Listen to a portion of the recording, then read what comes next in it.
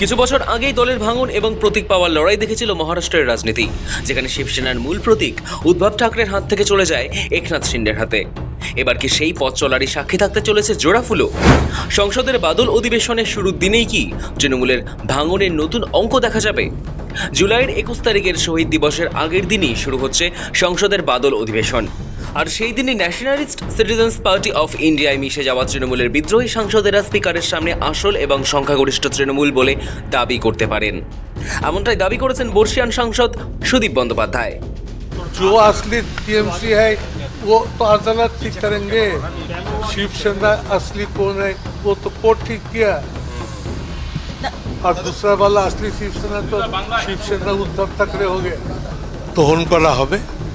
আমার পক্ষে নিয়মিত দিল্লি আসা সম্ভব না। এগুলো কাকলি গোজদস্তিরা শতাব্দীরাই মূলত এরা দেখাশোনা করবে, কিন্তু ব্যাপারটা অনেক দূর এগিয়েছে।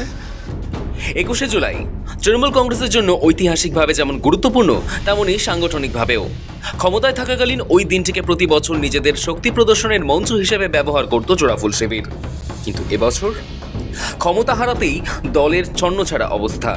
কারা নতুন তৃণমূল, কারা আসল তৃণমূল, কারা ঋতব্রতপন্থী, কারা সংসদে বিদ্রোহী, এবং সবশেষে কারা এখনও মমতা বন্দ্যোপাধ্যায়ের সঙ্গে রয়েছেন, সব নিয়ে ধোঁয়াশা। এসবের মধ্যে 21শে জুলাই আদৌ কি হবে? শহীদ স্মরণ হলেও সেটা কিভাবে হবে? সব নিয়ে ধোঁয়াশা। এসবের মধ্যে কি আবার মমতা বন্দ্যোপাধ্যায়কে রাজনৈতিকভাবে আরও বড় ধাক্কা দেওয়ার পরিকল্পনা করছে বিরোধী শিবির? অন্তত লোকসভার বিদ্রোহী শিবিরের সবচেয়ে সিনিয়র সাংসদ সুদীপ বন্দ্যোপাধ্যায়ের কথায় তেমনটাই ইঙ্গিত মিলেছে। কিছু আছে সেগুলো নিয়ে কি পদক্ষেপ হবে, আবার দীর্ঘ অভিজ্ঞতা বলে এগুলো সবই আদালতে নিষ্পত্তি হবে। সুদীপ স্পষ্ট করেছেন, শেষ পর্যন্ত গোটা ব্যাপারটা আদালতে গিয়ে ফয়সলা হবে। সুদীপ এও স্পষ্ট করে দিয়েছেন, এখনই তারা তৃণমূলের দাবিদার হয়ে জাতীয় নির্বাচন কমিশনের কাছে যাচ্ছেন না। আপাতত তারা মিশে থাকবেন এনসিপিআইতেই, এবং তাও প্রক্রিয়াগত কারণে। এবার প্রশ্ন হলো, অন্য একটি দলে মিশে যাওয়ার কথা স্পিকারকে চিঠি দিয়ে জানিয়ে দেওয়ার পরেও কি ফের নিজেদের তৃণমূল বলে দাবি করা যায়? অন্য দলে যোগ দেওয়ার পর কিভাবে তৃণমূলের প্রতীকের দাবি করতে পারে সাংসদরা? সেখানেও কি চমকপ্রদ কোনো পরিকল্পনা রয়েছে? নিয়ম কি বলছে? কোনো রাজনৈতিক দলের নির্বাচিত সদস্যদের 2/3 বা তার বেশি সদস্য মনে করলে অন্য দলে যোগ দিতে পারেন। সেক্ষেত্রে আর সংবিধানের 10ম তফসিল অনুযায়ী তাদের বিরুদ্ধে দলত্যাগী বিরোধীর আইন কার্যকর হবে না। তারা সংসদে নিরপেক্ষভাবে বা বেছে নেওয়া দলের নামে বসতে পারবেন।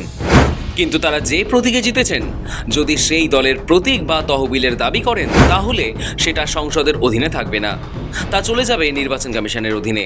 একটি রাজনৈতিক দলের পরিষদীয় এবং সংসদীয় দুই অংশের সংখ্যাগরিষ্ঠ অংশ যদি দলের প্রতীক এবং তহবিলের দাবি জানায়, সই করে নথি দাখিল করে, কমিশন তখন তা খতিয়ে দেখতে পারে।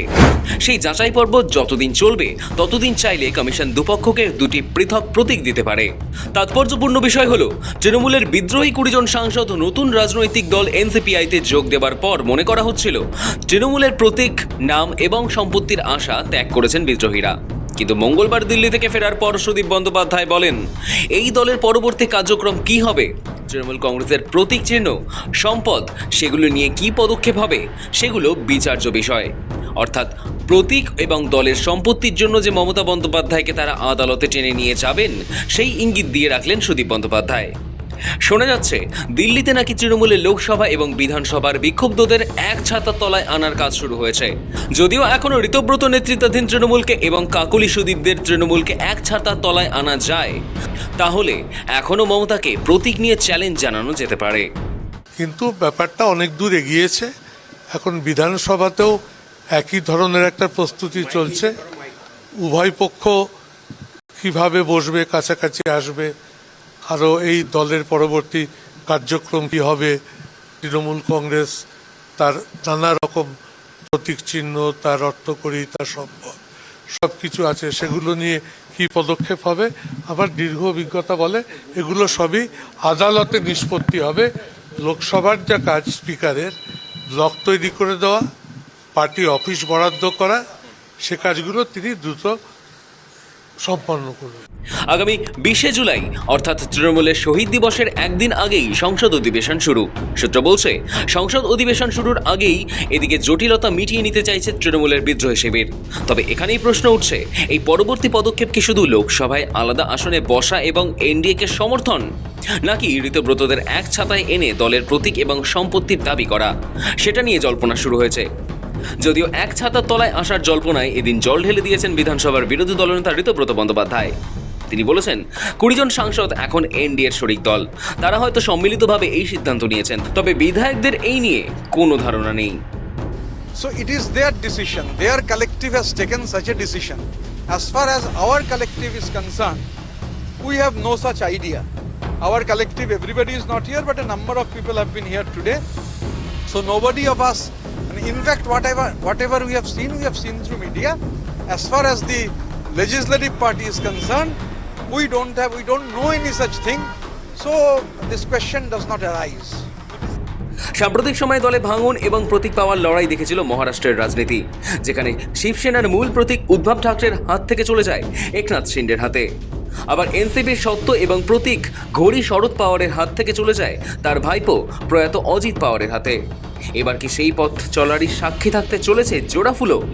সংসদের বাদল অধিবেশনের শুরুর দিনেই কি তৃণমূলের ভাঙনের নতুন অঙ্ক দেখা যাবে? চর্চা গোটা দেশের রাজনীতিতে। ব্যুরো রিপোর্ট, সময়, কলকাতা।